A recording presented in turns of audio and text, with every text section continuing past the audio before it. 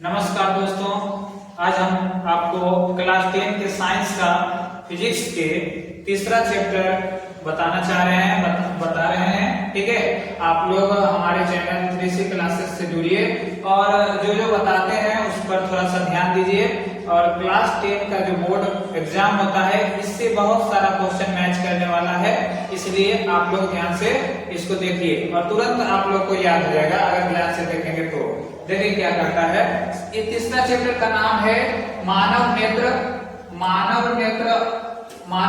वायुमंडलीय वर्तन और वर्ण विक्षेपण। ठीक है, तीसरा चैप्टर का जो नाम है वो है मानव नेत्र वायुमंडलीय वर्तन और वर्ण विक्षेपण।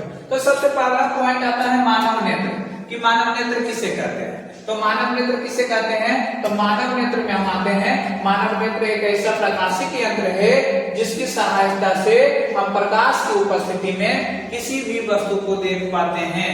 मानव नेत्र एक ऐसा प्रकाशिक यंत्र है जिसकी सहायता से हम किसी भी वस्तु को प्रकाश की उपस्थिति में देख सकते हैं।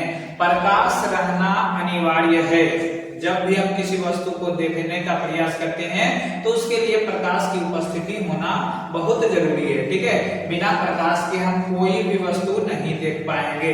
ठीक है, तो इसलिए अगर हम मानव नेत्र की बात करें तो मानव नेत्र एक प्रकाशिक यंत्र है जो प्रकाश की उपस्थिति में कोई भी वस्तु देख सकता है। ठीक है, अगर पूछे कि मानव नेत्र किसे कहते हैं तो हम उसको डायरेक्ट बताएंगे कि मानव नेत्र एक प्रकाशिक यंत्र है जिसकी सहायता से प्रकाश की उपस्थिति में हम किसी भी वस्तु को देख सकते हैं। ठीक है, उसे हम मानव नेत्र कहते हैं। उसे हम क्या कहते हैं, मानव नेत्र कहते हैं। और मानव नेत्र में देखिए, मानव नेत्र को कितना अच्छा स्वच्छ नामांकित चित्र से हम इसको बनाए हैं। देखिए हम अब देखिए इसमें क्या है, प्रश्न आपका आता है कि मानव नेत्र का एक स्वच्छ नामांकित चित्र बनाना। 5 नंबर का प्रश्न आएगा। ठीक है, 5 नंबर का प्रश्न आएगा। अगर आना होगा तो 5 नंबर का प्रश्न आएगा कि मानव नेत्र किसे कहते हैं, मानव नेत्र का स्वच्छ नामांकित चित्र बनाना। फिजिक्स में आता है। ठीक है, क्लास 10 का जो फिजिक्स होता है बोर्ड वाला जो एग्जाम होता है उसमें ये आता है कि मानव नेत्र का स्वच्छ नामांकित चित्र बनाए। तो मानव नेत्र का एक स्वच्छ और नामांकित चित्र हम बनाए हैं। इसमें देखिए क्या क्या है। देखिए मानव नेत्र है, टोटल जो है मानव नेत्र है। ठीक है, और ये मानव नेत्र में एक आइरिस दिया हुआ है, एक सिलियरी मांसपेशियां दिया हुआ है। यहाँ पर जो होता है श्वेत पटल या स्क्लेरोटिक होता है और इसको इस भाग को हम कोराइड कहते हैं। और ये जो आंख के सबसे पीछे जिसको हम देख भी नहीं पाते हैं इसको रेटिना या तो दृष्टि पटल कहते हैं। और ये देखिए आंख का आकार लगभग, मानव नेत्र का आकार लगभग गोलीय होता है जिसे हम नेत्र गोलक कहते हैं। जिसे हम क्या कहते हैं, नेत्र गोलक कहते हैं। पुतली के बारे में तो आप लोग जानते करते हैं कि जब अत्यधिक लाइट होता है तो पुतली स्वतः सिकुड़ जाती है और जब कम लाइट होता है, जब अंधेरा होता है तो पूरा फैल जाती है। ठीक है, इसी कारण से अत्यधिक प्रकाश में हम किसी वस्तु को नहीं देख पाते हैं। ठीक है, उसके बाद कॉर्निया है, उसके बाद जलीय ध्रुव है। ठीक है, इसका हम अलग अलग से इसका जो है सारा जितना पॉइंट है इस सारा पॉइंट का हम लोग अलग अलग अध्ययन करेंगे। ठीक है, विशेष अध्ययन करेंगे। ठीक है, अगर पूछे कि मानव नेत्र किसे कहते हैं तो हम बोलेंगे मानव नेत्र एक ऐसा प्रकाशिक यंत्र है जिसकी सहायता से या जिससे प्रकाश की उपस्थिति में हम किसी भी वस्तु को देख पाते हैं या देख सकते हैं, उसे हम मानव नेत्र कहते हैं। ठीक है, और ये क्वेश्चन जो है गारंटी के साथ कह रहे हैं कि अगर आएगा तो 5 नंबर का आएगा कि मानव नेत्र किसे कहते हैं और मानव नेत्र का स्वच्छ नामांकित चित्र बताएं। ठीक है, तो यही आएगा। ठीक है, ये फिगर बना देना है और जैसे जैसे नाम हम लिखे हैं वैसे वैसे नाम लिख देना है। 5 नंबर आपको कोई नहीं काटेगा। ठीक है, इसी टाइप से फिगर बना देना। ठीक, आगे बढ़ते हैं इसमें।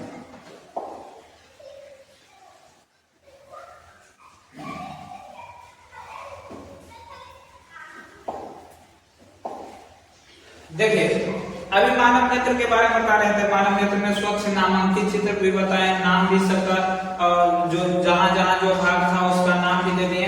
तो सबसे पहले इसमें हम लोग पढ़ेंगे नेत्र गोलक। क्या पढ़ेंगे, नेत्र गोलक। पूछेगा नेत्र गोलक किसे कहते हैं, बोलेंगे मानव नेत्र का जो मानव नेत्र होता है लगभग गोलीय होता है। मानव नेत्र का आकार कैसा होता है, गोलीय होता है। इसे हम नेत्र गोलक कहते हैं। इसे क्या कहते हैं? नेत्रगोलक कहते हैं। मानव के जो आंख होता है तो उसका आकार कैसा होता है? गोलीय होता है, इसे हम नेत्रगोलक कहते हैं। इसे हम क्या कहते हैं? नेत्रगोलक कहते हैं। ठीक है, इसका दूसरा पॉइंट है श्वेत पटल। देखिए आंख में उजला उजला टाइप का दिखाई दे रहा है कुछ, ठीक है, उसी को हम लोग श्वेत पटल कहते हैं। और ये अपारदर्शी होता है, मोटा होता है। ठीक है, देखिए इसका परिभाषा, नेत्रगोलक का बाहरी परत, नेत्रगोलक का बाहरी परत सफेद तथा अपारदर्शी चमड़े की होती है। जो नेत्रगोलक है ये हम लोग का, उसका जो बाहर वाला परत होता है सफेद और अपारदर्शी होता है, और इसी को हम लोग कहते हैं श्वेत पटल। क्या कहते हैं? श्वेत पटल कहते हैं। इसको हम लोग क्या कहते हैं? श्वेत पटल कहते हैं। ठीक है, पूछेगा श्वेत पटल किसे कहते हैं? बोलेंगे नेत्रगोलक का जो अगला भाग होता है वो सफेद और अपारदर्शी होता है, जो कि आर पार नहीं दिखाई देता है। ठीक है, इसको हम कहते हैं, क्या कहते हैं? श्वेत पटल कहते हैं। ठीक है, उसके बाद कॉर्निया, इसका तीसरा पॉइंट है कॉर्निया। कॉर्निया किसे कहते हैं? तो कॉर्निया देखिए, श्वेत पटल का अगला कुछ भाग उभरा हुआ होता है। जो श्वेत पटल है ना, कुछ भाग जो है ना, आगे वाला आंख वाला कुछ भाग ये उभरा हुआ होता है, मतलब थोड़ा सा उठा हुआ होता है, जिसको हम क्या कहते हैं? कॉर्निया कहते हैं। ये पारदर्शी होते हैं, मतलब क्या, किरण इनके अंदर इसी से जाता है, आंख के अंदर इसी से जाता है, तो इसको हम पारदर्शी कहते हैं, पार हो जाता है। ठीक है, इसको हम कॉर्निया कहते हैं। ठीक है, सबसे पहले श्वेत पटल का अगला भाग, अगला कुछ भाग उभरा हुआ होता है, श्वेत पटल ये है, और उसका कुछ भाग थोड़ा सा उठा हुआ होता है, और ये पारदर्शी होते हैं, इसे हम कॉर्निया कहते हैं। इसे हम क्या कहते हैं? कॉर्निया कहते हैं। उसके बाद तीसरा पॉइंट आता है कोराइड। ठीक है, तीसरा पॉइंट क्या आता है? कोराइड आता है। देखिए क्या करता है, श्वेत पटल के नीचे गहरे भूरे रंग की झिल्ली होती है। जो श्वेत पटल होता है ना, श्वेत पटल, इसके नीचे गहरे भूरे रंग की झिल्ली होती है, जिसे हम कोराइड कहते हैं। जिसे हम क्या कहते हैं? कोराइड कहते हैं। ठीक है, सबसे पहले नेत्रगोलक, हमारा आंख जो होता है लगभग गोलीय होता है, इसे हम नेत्रगोलक कहते हैं। ठीक है, उसके बाद बात करते हैं श्वेत पटल। तो हमारा जो नेत्रगोलक है उसका अगला भाग सफेद और अपारदर्शी होते हैं, उसे हम क्या कहते हैं? उसे हम कहते हैं श्वेत पटल। ठीक है, उसके बाद कॉर्निया की बात कर रहे हैं, तो कहता है श्वेत पटल के नीचे गहरे भूरे, कॉर्निया की बात कर रहे हैं, श्वेत पटल का अगला कुछ भाग थोड़ा सा उभरा हुआ रहता है, थोड़ा सा क्या रहता है? उभरा हुआ रहता है और पारदर्शी रहता है। ठीक है, इसे हम कॉर्निया कहते हैं। इसे हम क्या कहते हैं? कॉर्निया कहते हैं। उसके बाद बात करते हैं कोराइड की। तो कोराइड क्या है? तो श्वेत पटल के नीचे गहरे भूरे रंग की एक झिल्ली होती है, जिसे हम कोराइड कहते हैं। जिसे हम क्या कहते हैं? कोराइड कहते हैं। ठीक है, ऐसे ऐसे छोटा छोटा पॉइंट, बहुत सारे पॉइंट है। इन पॉइंट को अगर आप लोग देख लीजिएगा तो एक भी प्रश्न उसमें नहीं छूटेगा। ठीक है, सारा के सारा प्रश्न हल हो जाएगा अगर ध्यान से आप लोग देखते हैं तो। और अगर कोई प्रश्न इससे संबंधित अगर कोई प्रश्न है तो आप पूछ सकते हैं कमेंट के माध्यम से। ठीक है, कमेंट के माध्यम से आप लोग पूछ सकते हैं।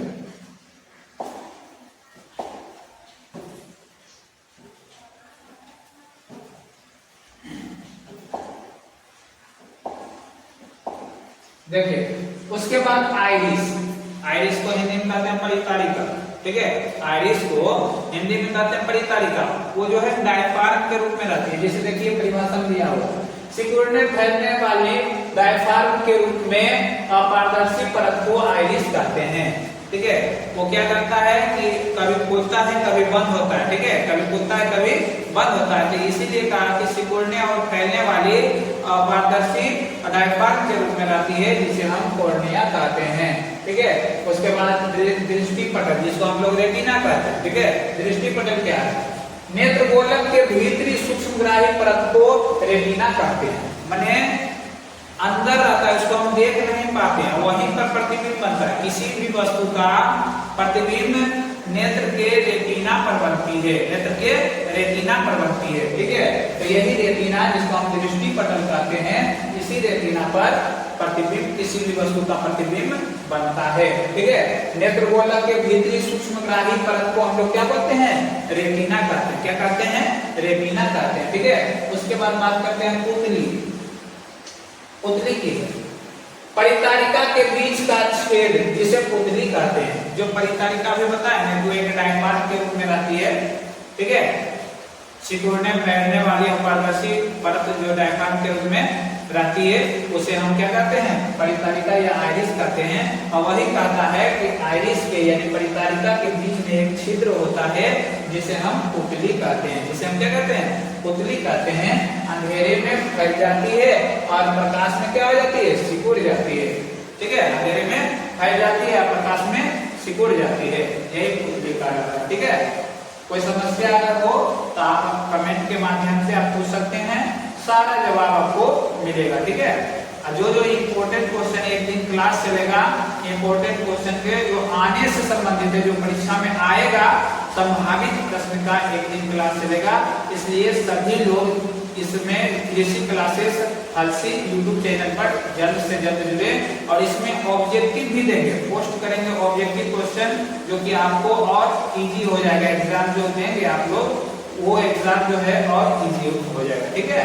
तो आप धीरे धीरे जो है आप लोग जुड़िए हमसे और उसके बाद जो बता रहे हैं उसको ध्यान से देखिए, सारा प्रश्न आपको हल करके देंगे, ठीक है।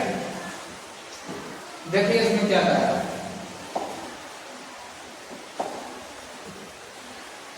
आंख वाला कहानी खत्म है। अगर पूछ दिया कि मानव नेत्र किसे कहते हैं, तो हम बोलेंगे मानव नेत्र एक ऐसा प्रकाशिक यंत्र है जो प्रकाश की उपस्थिति में किसी भी वस्तु को देख सकता है। और प्रश्न आ सकता है कि मानव नेत्र का स्वच्छ से नामांकित चित्र बनाए, तो वही जो बताए थे, जो बताए हैं उसी फिगर को बना देना है और नाम को क्या करना है, दर्शा देना है। 5 नंबर कोई नहीं काटेगा, ठीक है। अगर विवरण करने के लिए आएगा तो जितना बताए हैं उतना विवरण कर दीजिएगा, आराम से नंबर दे देगा, कोई नहीं काटेगा, ठीक है। देखिए इसमें समंजन क्षमता एकदम इंपॉर्टेंट चीज, समंजन क्षमता क्या है, समंजन क्षमता क्या है। तो हमारा आंख का जो लेंस होता है, उस लेंस की फोकस दूरी को घटाना, फोकस दूरी को घटाना या बढ़ाना समंजन क्षमता कहलाता है। किसी भी लेंस के या तो मानव नेत्र के लेंस के फोकस दूरी को घटाना या बढ़ाना समंजन क्षमता कहलाता है, ठीक है। पूछिए आपसे समंजन क्षमता किसे कहते हैं, तो हम बोलेंगे समंजन क्षमता क्या है कि किसी भी लेंस के यानी मानव नेत्र के लेंस के फोकस दूरी को घटाते हैं या बढ़ाते हैं, तो इसी क्रिया को हम लोग समंजन क्षमता कहते हैं। अच्छा, घटाना या बढ़ाना क्यों आवश्यक हुआ, क्योंकि अगर कोई व्यक्ति को दूर स्थित वस्तु या निकट स्थित वस्तु स्पष्ट नहीं देखता है, तो उसको स्पष्ट देखने के लिए उसके नेत्र लेंस की फोकस दूरी को घटाते हैं या बढ़ाते हैं। इसी घटना को, इसी क्रिया को हम लोग समंजन क्षमता कहते हैं। क्या कहते हैं, समंजन क्षमता कहते हैं, ठीक है। अगर कोई समस्या इससे संबंधित हो तो आप तो आराम से पूछ सकते हैं, ठीक है, कमेंट के माध्यम से पूछिए, जुड़िए, ठीक है। और बहुत जल्द लाइव क्लास भी आएंगे जिसमें आप सारा जो है जो भी प्रश्न हो डायरेक्ट आप हमसे पूछ सकते हैं, ठीक है। देखिए सबसे पहले बात करते हैं किसका, समंजन क्षमता। नेत्र लेंस की फोकस दूरी घटाना या बढ़ाना क्या कहलाता है, समंजन क्षमता कहलाता है। और देखिए स्पष्ट दृष्टि की न्यूनतम दूरी कितना होता है, 25 सेंटीमीटर। स्पष्ट दृष्टि की अधिकतम दूरी कितना होता है, अनंत। ये प्रश्न रहेगा तो रहेगा, ऑब्जेक्टिव में गारंटी के साथ कहते हैं कि ऑब्जेक्टिव में स्पष्ट दृष्टि की न्यूनतम दूरी कितना है, तो 25 सेंटीमीटर। स्पष्ट दृष्टि की अधिकतम दूरी कितना है, तो अनंत। मतलब कम से कम हम कितना दूरी तक देख सकते हैं, तो 25 सेंटीमीटर। अधिक से अधिक तक कितना दूरी देख सकते हैं, तो अनंत तक देख सकते हैं। जहां तक हमारी नजर जाती है वहां तक हम देख सकते हैं, ठीक है। तो आराम से आप लोग इसको हल कर सकते हैं, ठीक है। क्षमता क्या है, तो समंजन क्षमता क्या है कि जब हम नेत्र लेंस की फोकस दूरी को घटाते हैं या तो बढ़ाते हैं, तो उसे हम समंजन क्षमता कहते हैं, ठीक है। उसे हम क्या कहते हैं, समंजन क्षमता कहते हैं। अब बात करते हैं दृष्टि दोष की, ठीक है, कि दृष्टि दोष किसे कहते हैं। तो दृष्टि का मतलब होता है नेत्र यानी आंख, और दोष का मतलब होता है उसमें कुछ ना कुछ अवगुण, उसमें कुछ ना कुछ कमी, ठीक है। तो जब दूर या निकट स्थित वस्तु हम स्पष्ट रूप से नहीं देख पाते हैं, तो उसे दृष्टि दोष कहा जाता है। उसे क्या कहा जाता है, दृष्टि दोष। क्या कि जब हम दूर वाला और नजदीक वाला वस्तु को स्पष्ट नहीं देख सकते हैं, तो उसे हम दृष्टि दोष कहते हैं। उसे हम क्या कहते हैं? दृष्टि दोष कहते हैं। ठीक है, अब देखिए दृष्टि दोष में भी विभिन्न प्रकार के दृष्टि दोष होते हैं। जैसे मुख्यतः दृष्टि दोष 4 प्रकार के होते हैं।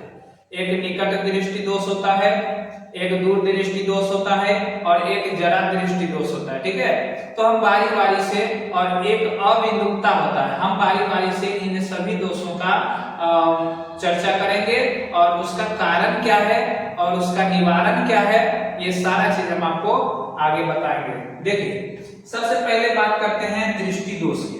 तो दृष्टि दोष क्या है?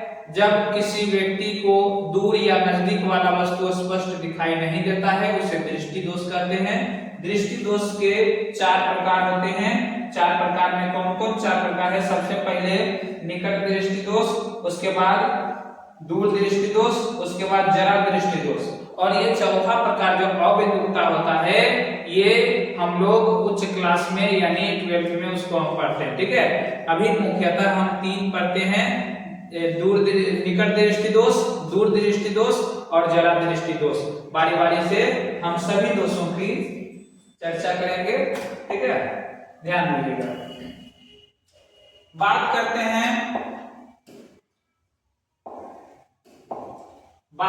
हैं निकट दृष्टि दोष। निकट दृष्टि दोष किसे कहते हैं?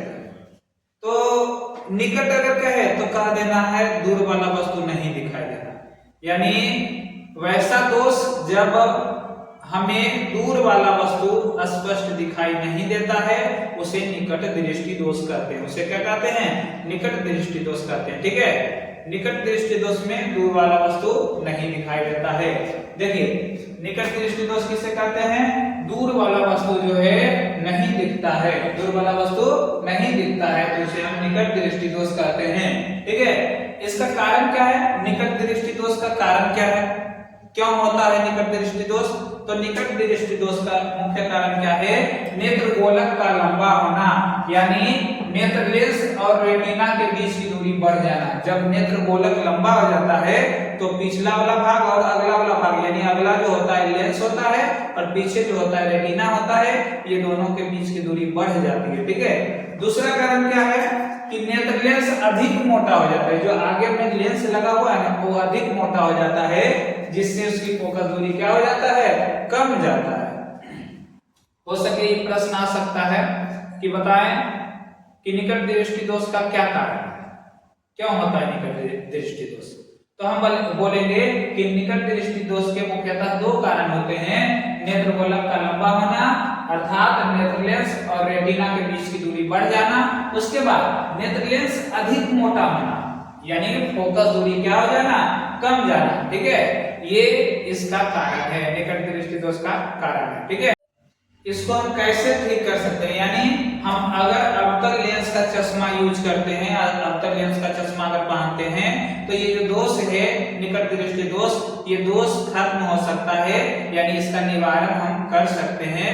ठीक है, तो अगर पूछेगा कि निकट दृष्टि दोष का निवारण किस प्रकार से कर सकते हैं तो उसका सही उत्तर हो जाएगा अवतल लेंस के चश्मा का उपयोग करके। ठीक है, या अवतल लेंस का उपयोग करके।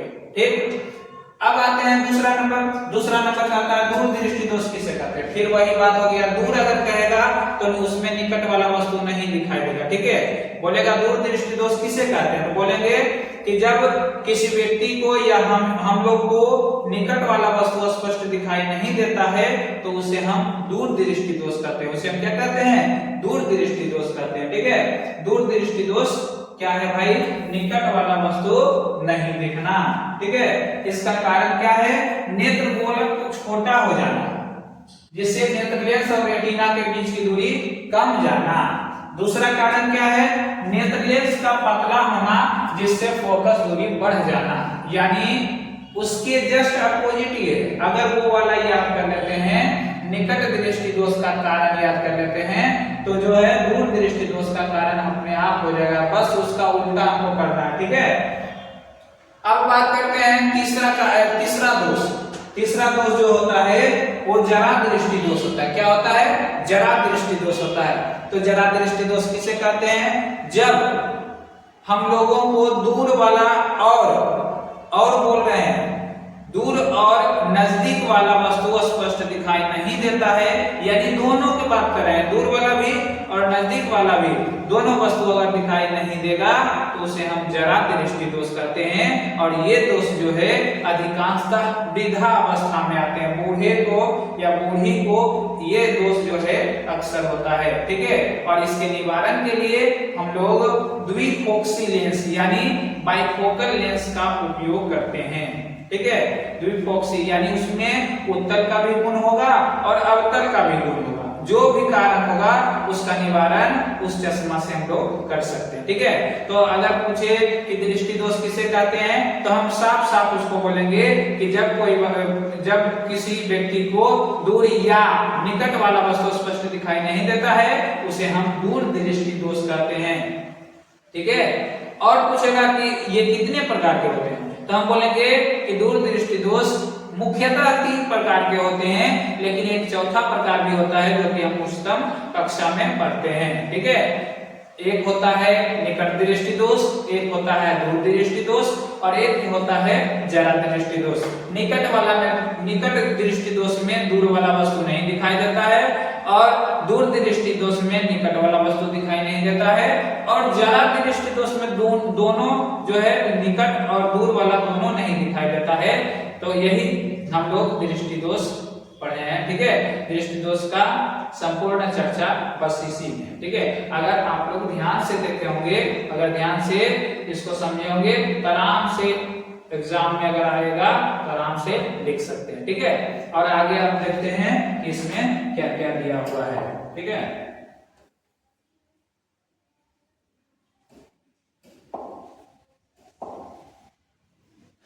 देखिए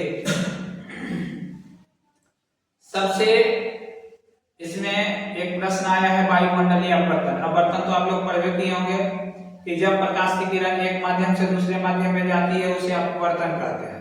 लेकिन यहाँ बात है वायुमंडलीय अपवर्तन। तो वायुमंडलीय अपवर्तन किसे कहते हैं? तो वायुमंडलीय अपवर्तन एकदम सिंपल से इसको हम परिभाषित कर सकते हैं। वायुमंडल में क्या क्या होता है? तो वायुमंडल में कहीं पर गर्म हवा, कहीं पर ठंडी हवा, कहीं पर धूल कण एवं विभिन्न प्रकार के गैसें उपस्थित होती है, ठीक है। बहुत सारा चीज वायुमंडल में होती है, बहुत सारा चीज जिसको हम गिन भी नहीं सकते हैं। वायुमंडल में कहीं पर गर्म हवा, कहीं पर ठंडी हवा, कहीं पर धूल कण तथा विभिन्न प्रकार के गैसें उपस्थित होती है और इन सभी का अपवर्तनांक भिन्न भिन्न होता है। और जब सूर्य का प्रकाश इनसे होकर गुजरता है तो प्रकाश के किरण में विचलन होता है, जिसे हम वायुमंडलीय अपवर्तन कहते हैं। इसे हम क्या कहते हैं? वायुमंडलीय अपवर्तन। क्या है देख लीजिए। वायुमंडल में कहीं पर गर्म हवा, कहीं पर ठंडी हवा, धूल कण एवं विभिन्न प्रकार की गैसें होती है और इनका अपवर्तनांक अलग अलग होने के कारण इनमें किरण विचलित हो जाती है। जो बोले हैं वही लिखा हुआ है, ठीक है। कि वायुमंडल में बहुत प्रकार की गैसें होती है, धूल कण होती है, गर्म हवा, ठंडी हवा, बहुत सारा चीज होता है और जब प्रकाश की किरण इससे गुजरता है तो वह जो है किरण विचलित हो जाती है और इसी घटना को हम लोग वायुमंडलीय अपवर्तन कहते हैं। इसी घटना को हम लोग क्या कहते हैं? वायुमंडलीय अपवर्तन, ठीक है। ध्यान दीजिए, 1 मिनट में याद हो जाएगा, इसमें कोई समस्या नहीं होगा, ठीक है। देखिए अब इसी वायुमंडलीय अपवर्तन के कारण आप लोग तो जानते ही होंगे कि तारे टिमटिमाते हैं, ठीक है। तो यही वायुमंडलीय अपवर्तन के कारण से तारे टिमटिमाते हैं। जब तारों का प्रकाश वायुमंडल में प्रवेश करता है तो विभिन्न प्रकार के माध्यम होने के कारण वह प्रकाश हमारी आंखों तक रुक रुक करके आती है, जिसे हम तारों का टिमटिमाना कहते हैं। वास्तव में तारे नहीं टिमटिमाते हैं, ठीक है। देखिए फिर से इसको समझाते हैं। इसी सिद्धांत पर तारे टिमटिमाते हैं। कौन सिद्धांत है? वायुमंडलीय अपवर्तन। वायुमंडलीय अपवर्तन के सिद्धांत पर ही तारे टिमटिमाते हैं। अब देखिए वायुमंडलीय अपवर्तन के कारण तारों का प्रकाश हमारी आंखें तक रुक रुक कर आती है, इसे तारों का टिमटिमाना कहते हैं। वास्तव में तारे नहीं टिमटिमाते हैं, समझ गए हैं? इनका कहना है कि जो वायुमंडलीय अपवर्तन होता है, वायुमंडल में जब तारों का प्रकाश आती है तो वही विभिन्न माध्यम होने के कारण हमारी आंखों तक जो है रुक रुक करके आती है, ठीक है। रुक रुक करके आती है, जिसे हम तारों का टिमटिमाना कहते हैं। वास्तव में तारे नहीं टिमटिमाते हैं, तारे स्थिर रहते हैं, ठीक है। इसे ही हम लोग तारे का टिमटिमाना कहते हैं। प्रश्न आ सकता है तारे टिमटिमाते हैं क्यों? तो बोलेंगे तारे टिमटिमाने का मुख्य कारण है वायुमंडलीय अपवर्तन। बोलेगा कैसे? तब वायुमंडल में विभिन्न प्रकार के माध्यम होने के कारण जब तारों का प्रकाश इनसे होकर गुजरता है तो हमारी आंखों तक वह रुक रुक करके आती है, और जिसे हम तारों का टिमटिमाना कहते हैं। वास्तव में तारे नहीं टिमटिमाते हैं, ठीक है। तो यही चीज है तारों का टिमटिमाना या वायुमंडलीय अपवर्तन, या वायुमंडलीय अपवर्तन।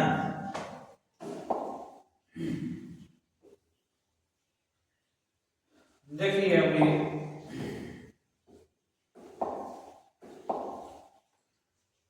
अब अगला पॉइंट आ गया वायुमंडलीय अपवर्तन के जस्ट बाद प्रकाश का वर्ण विक्षेपण।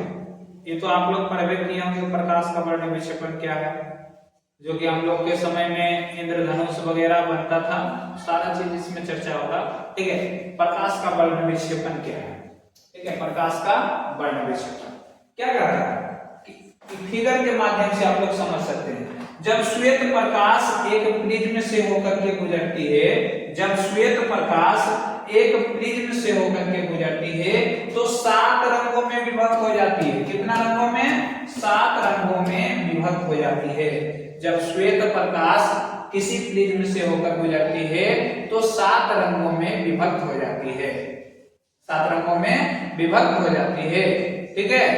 और जब हम इसके सामने एक पर्दा लगाते हैं तो 7 रंगों वाली वर्णपट प्राप्त होती है, जिसे हम प्रकाश का वर्ण विक्षेपण कहते हैं। जिसे हम क्या कहते हैं? प्रकाश का वर्ण विक्षेपण। सिंपल सा इसका परिभाषा अगर देना होगा तो दे दीजिएगा क्या, कि जब श्वेत प्रकाश को किसी प्रिज्म से गुजारा जाता है तो वह 7 रंगों में विभक्त हो जाती है, बट जाती है। इसी घटना को क्या कहते हैं? इसी घटना को प्रकाश का वर्ण विक्षेपण कहते हैं। इसी घटना को प्रकाश का क्या कहते हैं? वर्ण विक्षेपण कहते हैं। कितना रंग में बटेगा ये? 7 रंगों में बटेगा, ठीक है। 7। इसका VIBGYOR इसका फॉर्मूला, जिसको हम सूत्र कहते हैं, आराम से बैक्टियोर के नाम से हम इसको याद कर सकते हैं। VIBGYOR बैक्टियोर, ठीक है। हिंदी में बैजानी पिनाला, बैजानी पिनाला, आराम से इसको याद कर सकते हैं, ठीक है। अगर पूछे कि प्रकाश का वर्ण विक्षेपण किसे कहते हैं, प्रकाश का वर्ण विक्षेपण किसे कहते हैं, तो हम बोलेंगे कि जब श्वेत प्रकाश को किसी प्रिज्म से गुजारा जाता है तो वे 7 रंगों में बट जाती है, जिसे प्रकाश का वर्ण विक्षेपण कहते हैं, ठीक है। प्रकाश का वर्ण विक्षेपण कहते हैं।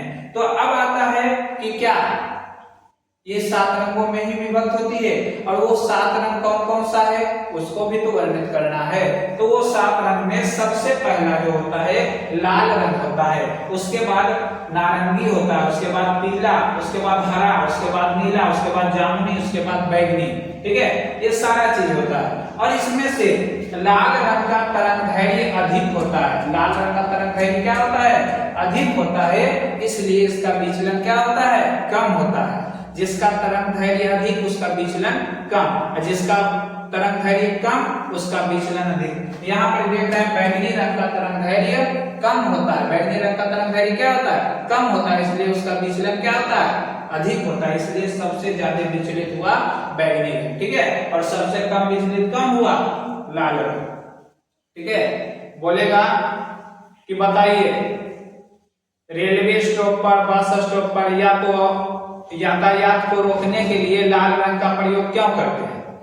तो इसका साफ उत्तर होगा कि लाल रंग का तरंगदैर्घ्य अधिक होता है, और अधिक होने के कारण यह दूर से ही दिखाई देता है, इसलिए लाल रंग का प्रयोग करते हैं यातायात रोकने के लिए, ठीक है। यातायात रोकने के लिए किस रंग का प्रयोग करते हैं? लाल रंग का प्रयोग करते हैं, ठीक है। पूछेगा क्यों? क्योंकि इसका तरंगदैर्घ्य अधिक है, अब विचलन क्या होगा? कम होगा, ठीक है। इसी प्रकार से हम लोग कर सकते हैं, ठीक। देखिए